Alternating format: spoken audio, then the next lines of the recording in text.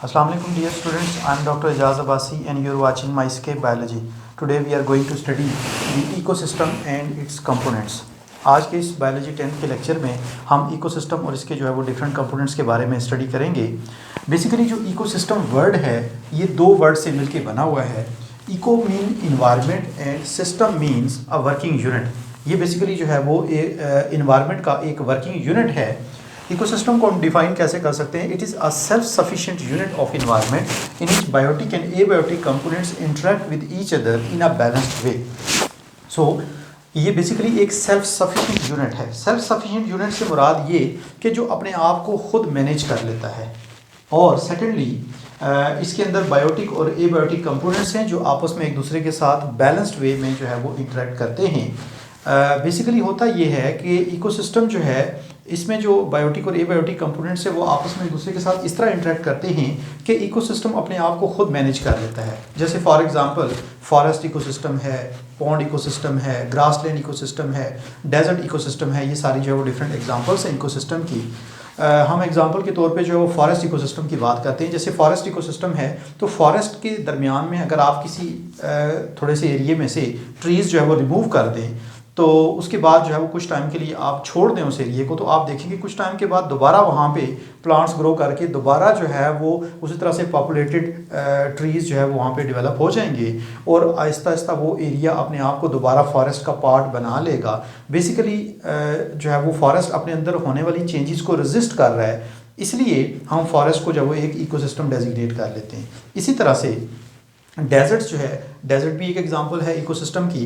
Desert के बीच में अगर आप जो है वो पौधे लगा दें, उसको जो है वो पानी देते रहें और पौधे जो है इवन ग्रो भी कर जाएं, तो कुछ टाइम के बाद जब आप उसे वहाँ की नेचुरल इन्वायरमेंट के रेमो करम पे छोड़ेंगे तो आप देखेंगे कि वो जो प्लांट्स थे वो आहिस्ता आहिस्ता फिर ड्राई होना शुरू हो जाएंगे और अगेन वो एरिया जो है वो डेजर्ट का पार्ट बन जाएगा। सो डेजर्ट अपने अंदर होने वाली चेंजेस को रेजिस्ट कर रहा है, इसलिए हम डेजर्ट को जो है वो सेल्फ सफिशिएंट कहते हैं और इसीलिए हम उसको जो है वो as an example of ecosystem जो है वो डिस्कस करते हैं। तो कोई भी इकोसिस्टम है उसके अंदर जो है वो ये एक सेल्फ सफिशिएंट की जो क्वालिटी है ये मौजूद होती है, वो अपने आप को खुद से मैनेज कर लेता है। अब हम बात करते हैं इकोसिस्टम के कंपोनेंट्स के बारे में। इकोसिस्टम जो है इसके दो मेजर कंपोनेंट्स हैं, बायोटिक एंड एबायोटिक कंपोनेंट्स। पहले हम एबायोटिक कंपोनेंट की बात करते हैं। Abiotic component basically non living components होते हैं और इनमें जो है वो एयर है, वाटर है, लाइट है, सॉइल है, टेम्परेचर है। सो ये जो है वो डिफरेंट कंपोनेंट्स हैं जो कि एबायोटिक की कैटेगरी में आते हैं। इसके अलावा विंड है, टोपोग्राफी है, सो और भी बहुत सारे फैक्टर्स हैं। सो ये जितने भी नॉन लिविंग फैक्टर्स हैं ये सारे के सारे जो है वो एबायोटिक फैक्टर्स कहलाते हैं। बायोटिक फैक्टर्स जो है इसके अंदर सारे के सारे लिविंग फैक्टर्स हैं या लिविंग कंपोनेंट्स हैं और इसके अंदर जो है वो प्लांट्स हैं, एनिमल्स हैं, फंजाई हैं, एल्गी हैं, माइक्रो ऑर्गेनिजम्स हैं। तो ये सारे जो है वो लिविंग कंपोनेंट्स जो है वो कहलाते हैं। बेसिकली हम जो लिविंग कंपोनेंट्स हैं इनको इनके रोल की बेस के ऊपर हम आगे फर्दर 3 कैटेगरीज में डिवाइड कर लेते हैं कि ये इकोसिस्टम के अंदर क्या रोल जो है वो प्ले करते हैं। जैसे प्रोड्यूसर्स हैं, कंज्यूमर्स हैं और डिकम्पोजर्स हैं। प्रोड्यूसर जो है जैसा कि नाम से ही आपको जो है वो ज़ाहिर होता है, ये जो है वो अपनी जो फूड है वो खुद प्रोड्यूस कर लेते हैं, खुद सेंसिस कर लेते हैं। सो प्रोड्यूसर्स को हम ऑटोट्रॉफ्स कहते हैं। ऑटोट्रॉफ के मीनिंग होते हैं अपनी फूड खुद सेंसिसाइज करना। These synthesize complex organic food from simple inorganic materials by the process of photosynthesis. Photosynthesis के प्रोसेस के लिए ये जो है वो जो इनऑर्गेनिक सब्सटेंसेस ये सॉइल से अब्जॉर्ब करते हैं उनसे अपनी ऑर्गेनिक फूड और कार्बोहाइड्रेट्स को सिंथेसाइज कर लेते हैं और इनके अंदर हम प्लांट्स, एल्गी, फोटोसिंथेटिक बैक्टीरिया जो हैं इनको शामिल करते हैं। बेसिकली वो ऑर्गेनिज्म जो अपनी फूड खुद प्रिपेयर नहीं कर सकते उनको हम जो है वो कंज्यूमर्स कहते हैं। कंज्यूमर्स को हम इसीलिए हेटेरोट्रॉफ्स कहते हैं क्योंकि ये अपनी फूड खुद प्रिपेयर नहीं कर सकते। They can not synthesize their food and depend upon producers. क्योंकि ये अपनी फूड खुद सिंथेसाइज नहीं कर सकते, लिहाजा ये प्रोड्यूसर्स के ऊपर या प्लांट्स के ऊपर जो है वो डिपेंड करते हैं। और इनमें जो है वो एनिमल्स हैं, फंजाई हैं, प्रोटोजोन्स हैं, ये डायरेक्टली या इनडायरेक्टली जो है वो अपनी फूड प्लांट से लेते हैं।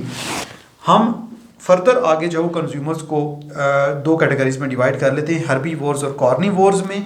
और जो है वो हर्बीवोर्स बेसिकली वो कंज्यूमर्स हैं जो डायरेक्टली प्लांट से अपनी फूड लेते हैं, और कार्निवोर्स वो हैं जो डायरेक्टली प्लांट से फूड नहीं लेते, बल्कि वो जो है वो प्रोड्यूसर से अपनी फूड जो है वो लेते हैं। एक दूसरे वे में हम जो है वो कंज्यूमर्स को प्राइमरी कंज्यूमर, सेकेंडरी कंज्यूमर और टर्शरी कंज्यूमर्स में जो है वो डिवाइड कर लेते हैं।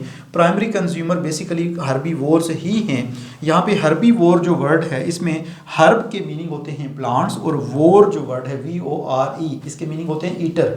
सो हर्बीवोर के मीनिंग बनते हैं plant eater. So primary consumer या हर्बीवोर्स जो हैं they directly eat up plants, ये डायरेक्टली प्लांट्स के ऊपर जो फीड करते हैं। For example deer, goat, rabbit, giraffe, ये सारे जो एनिमल्स हैं इस कैटेगरी में जितने भी हॉर्सेस हैं, एलिफेंट है, ये सारे जो एनिमल्स हैं जो डायरेक्टली प्लांट्स के ऊपर फीड करते हैं, ग्रेजिंग करते हैं, तो इनको हम जो है वो हर्बीवोर्स या प्राइमरी कंज्यूमर्स जो है वो कहते हैं। जबकि जो हर्बीवोर्स को एज ए फूड यूज़ करते हैं उनको हम कंज्यूमर्स कहते हैं या कार्निवोर्स कहते हैं। ये बेसिकली सेकेंडरी और टर्शरी कंज्यूमर्स होते हैं। जो सेकेंडरी कंज्यूमर्स हैं दे ईट अप प्राइमरी कंज्यूमर, ये प्राइमरी कंज्यूमर्स से जो अपनी फूड लेते हैं उनको जो वो ईट अप करते हैं। जैसे फॉर एग्जांपल फॉक्स है, स्नेक्स हैं, प्रीडेटरी बर्ड्स हैं, तो ये जो है वो डायरेक्टली जो है वो प्राइमरी कंज्यूमर्स जो हैं, जैसे हमने बात की थी डियर, गोट, जिराफ, या उसके अलावा जो छोटे एनिमल्स हैं उनको जो है वो फीड करते हैं। टर्शरी कंज्यूमर जो हैं ये सेकेंडरी कंज्यूमर्स और प्राइमरी कंज्यूमर दोनों को फीड कर लेते हैं। इनमें टाइगर, लायन जो है वो शामिल हैं। इसके बाद जो है वो लास्ट कैटेगरी है डीकम्पोजर्स की। डीकम्पोजर बेसिकली वो ऑर्गेनिजम्स हैं जो प्लांट्स और एनिमल्स के जो डेड रिमेन्स हैं या जो इनके वेस्ट मटेरियल्स हैं उनको ब्रेक डाउन करते हैं और सिंपल सब्सटेंसेस में कन्वर्ट करते हैं, यानी कि मिनरल्स में कन्वर्ट कर देते हैं। इनमें जो है वो बैक्टीरिया और फंजाई शामिल है जो इस प्रोसेस को कैरी आउट करते हैं। बेसिकली इस डीकम्पोजिशन के प्रोसेस के रिज़ल्ट में न्यूट्रिएंट्स की रिसाइकलिंग होती है। जो हमारी बॉडीज़ में जो वेस्ट मटेरियल्स के अंदर, डेड बॉडीज़ के अंदर जो कम्प्लेक्स सब्सटेंसेस मौजूद होते हैं उनको ये ब्रेकअप करते हैं और उनको सिंपल जो है वो फॉर्म में, मिनरल्स की फॉर्म में जो है वो कन्वर्ट कर देते हैं। और फिर ये मिनरल दोबारा सॉइल के अंदर जो है वो अवेलेबल होते हैं कि इनको प्लांट्स दोबारा अपनी रूट्स के ज़रिए एब्जॉर्ब कर सकें और फिर उनको अपनी बॉडी के अंदर यूटिलाइज़ कर सकें। सो ये जो रिसाइकलिंग का प्रोसेस है ये बेसिकली इन्हीं की बदौलत, इन्हीं डीकम्पोजर्स की बदौलत जो है वो कैरी आउट होता है। सो किसी भी इकोसिस्टम के अंदर इनऑर्गेनिक या एबायोटिक कंपोनेंट्स के साथ साथ ये तीनों तरह के जो बायोटिक कंपोनेंट्स हैं, प्रोड्यूसर्स, कंज्यूमर्स और डीकम्पोजर्स जो है ये मौजूद होते हैं और ये आपस में एक स्टेबल वे में, एक जो है वो बैलेंस वे में इंटरेक्ट करते हैं, तो उससे जो है वो इकोसिस्टम डेवलप होता है।